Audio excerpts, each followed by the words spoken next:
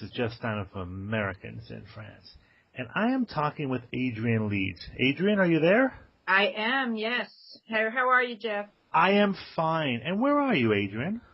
Well, actually, I'm in the Marais in Paris and looking out at a rather gray sky, hoping that it's going to get sunny. What arrondissement or district is that? The third district. It's considered the Haut Marais, the upper part of the Marais district. It's one of the oldest parts of the city. And I'm fortunate enough to live in a 17th century building. And how long have you been in Paris? I've been here more than 18 years. Sometimes it seems like a minute. Other times it seems like 10 lifetimes. And why Paris? You know, Jeff, that's one of those questions it's hard to answer because when I first came here as a tourist in 1979 and en route to lots of other places across Europe, I just sort of felt that I didn't want to go any further, that I had somehow come home. And that started an ongoing relationship with the city, which of course has just continued till now. Has your perception of Paris changed over the years? Oh, of course. I'm a whole lot more jaded now. Now that I've been here all these years, I don't see the city the way I saw it in 1979, that's for sure. What are some of the differences over the years or things that have changed? Well, when you first come and it's all new and exciting and you get that sense of romantic Paris, every single minute is an adventure. And then as you live here longer and it becomes really home, then it's like an old shoe, it feels like something you never want to live without. I did promise myself many, many years ago that I wouldn't pass by the Eiffel Tower and not appreciate it anymore. But, it does sort of happen. It does happen where, every time you cross the Seine, it's just not as big a deal as it was the first time. But do you still feel excited? Oh, absolutely. There's no city in the world that I've ever visited that is comparable to Paris in terms of its beauty. And where are you from in the States? À la Nouvelle-Orléans. A bit different. Oh, of course, New Orleans is a really different place, but because of its French heritage, I feel that there are a lot of similarities. I grew up on a street called Fleur de Lys, for example, and you wander around the French Quarter, the Vieux Carré, and you can't help but get a sense of French culture.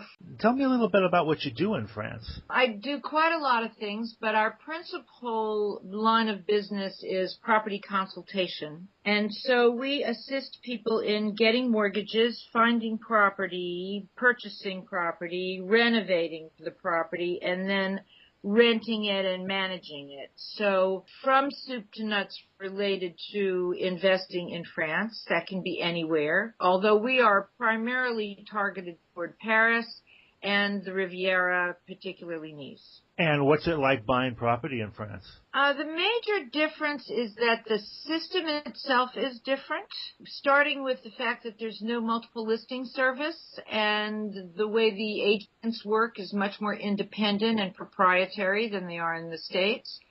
Then you're dealing with the bureaucratic and administrative aspects, which take quite a bit longer, and of course you're dealing with different inheritance laws, different capital gains tax regulations, all the things that you might ever have thought about purchasing property in the States are done very differently here. So, I really would never recommend that anyone do this here on their own unless they had gone through it before. I tried my hand at working for a real estate agent, a French real estate agent, and I basically pulled my hair out because it's so difficult, and I found incredibly cutthroat as working as a broker here. Fortunately, I'm not a broker. We are not a licensed agency. We're property consultants.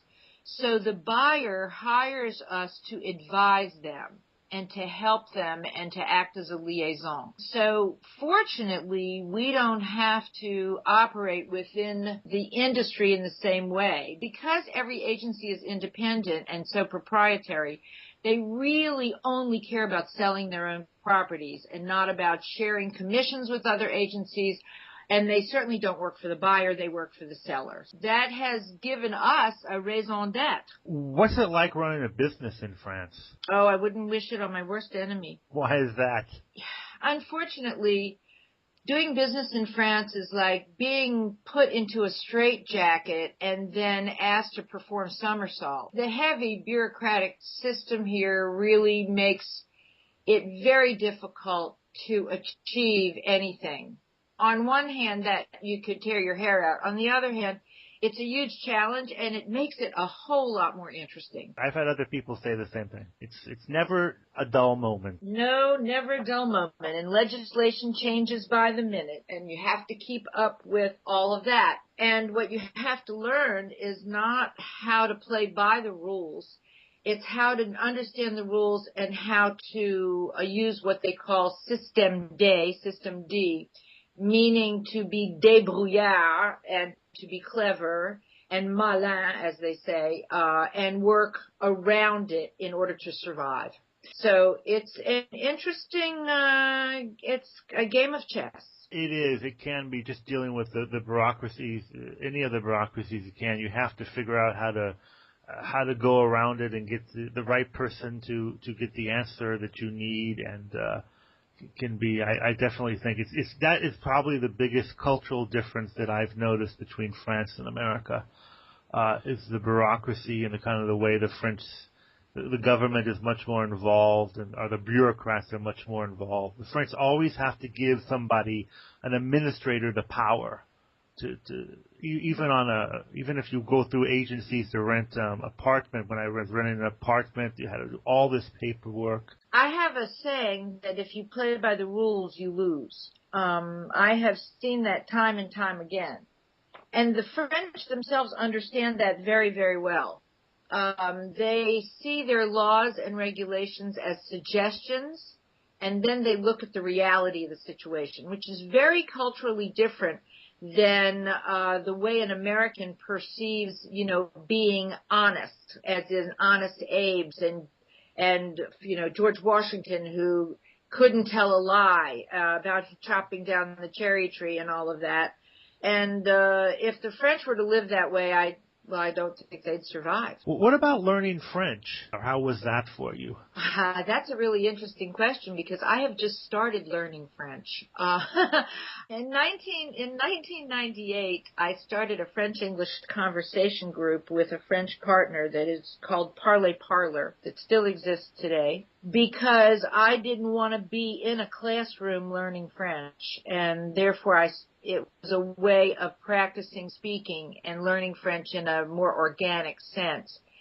And then what I discovered 18 years later was that the level of my French, which I was fairly fluent, but grammatically was a mess and pathetic. So I have actually started taking French lessons, which I do once a week, with a French woman who lives in San Francisco. Oh, that's interesting. You go to Paris. I'm in Paris. She's in San Francisco. We do this on Skype. It's 6 p.m. my time. It's 9 a.m. her time. We see each other. And what I love about it, besides the fact that she happens to be a really good teacher, which is one reason I'm working with her, but she's fluent in English, perfectly fluent in English, and she's living in the U.S. So culturally, she gets it. And we can really talk about a lot of things, and I find that that's a huge advantage. Now, you've expanded, because you're based in Paris that you did, but you're now in Nice? Yeah, Nice is nice. I decided to go to the Riviera for a variety of reasons, and one of which was to expand the business. Another reason was to find a place in the sun, because these long winters of gray can be really depressing. I've always loved the Riviera, and to potentially, maybe retire there sometime, and to work my way, down to the coast little by little. Is it you're in Nice itself? Oh, yeah. Central Nice, Nice proper. I'm an urban animal. Is there anything that you see that you do that sets you apart from the French? From the French? Yeah, well, like, for example, I'm not sure if I'm asking this very well, but, for example, I can't stand doing the French kissing where they kiss the cheeks. I just don't like that. Something I don't like, and that's one way that I set myself apart. I think it's because I'm American. Is there anything that you do that you just, with the French, you're like, I just can't do that. Oh, every single day, all day long. I will never be French, an epiphany I think that I did have is that I will never be French, and I don't want to be French. You don't want to be French. No, I like my Americanism. I still wear the dumb beret. I love berets, and I don't care that they're out of style. The French would never wear them, and I look like an American on the street. I don't care that I'm still in comfortable shoes. Those are the kinds of things that I'm never gonna not do. I'm never gonna stop smiling. Uh-huh. Even when it might make me look stupid compared to the French. Yeah, somebody else said that too. I remember I had somebody else on the podcast. He said, don't walk around smiling. The people will look at you strange. Yeah, I don't care. I had a neighbor once say to me, "Oh, vous êtes toujours souriante," and I thought, yeah, of course I'm always smiling. I'm a happy American, and it's okay. What are some of the things that you like about France? Oh, I like a lot of things about France. I like the aesthetic values. I like its beauty. I like its morals. Generally speaking, I like the way they think more about the people and less about money. I don't think life is about money, which might seem strange considering I'm a business person, but I think there is more to life than just making a buck. And I like that whole idea of it. There is the other side to that coin, however, because it doesn't work when it's an extreme. I don't believe in extreme socialism nor extreme capitalism. I think we need a balance in order to have a utopian type of society, if there is such a thing. But there are a lot of things I like about France, yeah. Obviously the food. That's a funny thing. Sure, I like French food, but quite honestly, I'd rather eat in New Orleans than anywhere in the world. Oh, really? Oh, yeah. New Orleans cuisine is probably the best. To kind of finish up here, what are some suggestions that you have for people that are thinking of moving to France?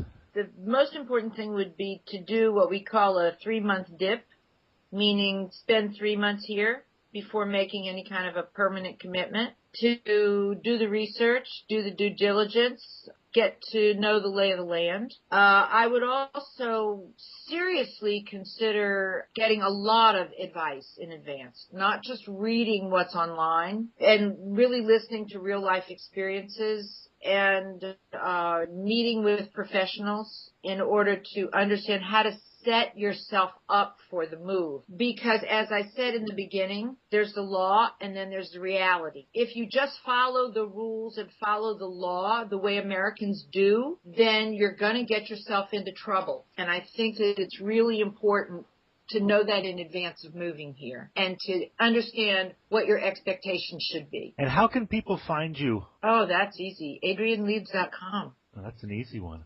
Yeah, but it's ADRIAN, like a guy, Uh-huh. LEEDS, like the city in England, .com. So you're a guy city in England. Yeah, probably one of those, I get accused of having a very British sounding name. Adrian Leeds. Oh, well, Adrian, thank you very much. It's been very nice talking with you. Same here, Jeff. Thank you very much. And I look forward to seeing what you have to say on Americans in France.